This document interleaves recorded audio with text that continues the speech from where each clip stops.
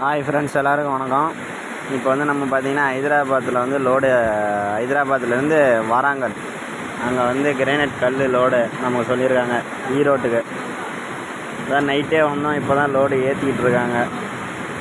பார்த்திங்கன்னா சுற்றி இங்கே கம்பெனி தான்.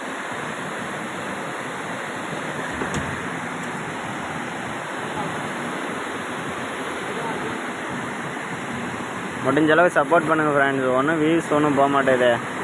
நீங்கள் ஏதாவது சப்போர்ட் பண்ணிங்கன்னா தான் அடுத்தடுத்த வீடியோ போகிறதுக்கு எனக்கு சப்போர்ட்டாக இருக்கும். ஓகே ஃப்ரெண்ட்ஸ், அடுத்த வீடியோவில் பார்ப்போம்.